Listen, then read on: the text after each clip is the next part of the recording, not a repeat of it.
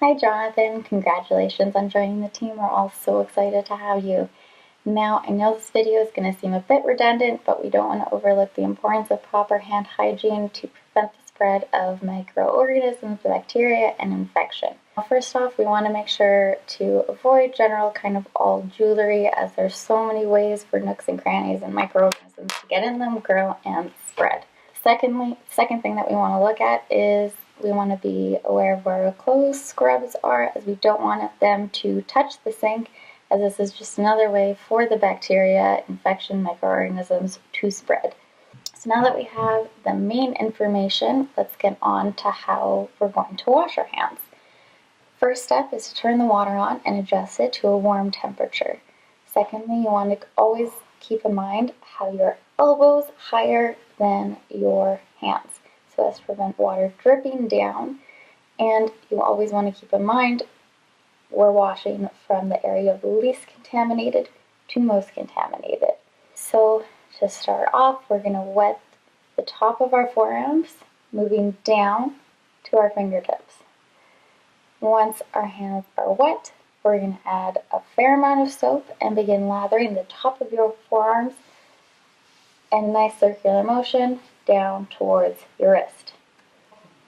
Next, you're going to wash from palm to palm, palm to backs of hands, and in between fingers, this back and forth.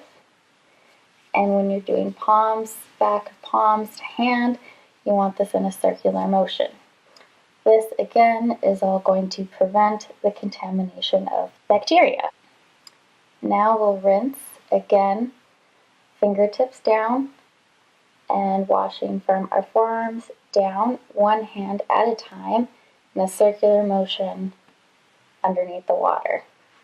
Next, we're going to be drying off our hands. You're going to get a clean paper towel. Again, keeping in mind, starting from the top of the forearm down. We want to make sure that we're drying our hands thoroughly, as moist hands tend to get chapped, which leads to breaking of the skin, which can lead to infection. Lastly, we're going to use another clean paper towel to turn off the taps and wipe the sink surfaces. It's recommended to always use clean paper towels because the wet paper towel can potentially transfer microorganisms onto your now clean hands. And then finally, you're going to discard your paper towels in the appropriate container to maintain sepsis within the clinic. Now, I hope this video is helpful and it provided a great refresher for you.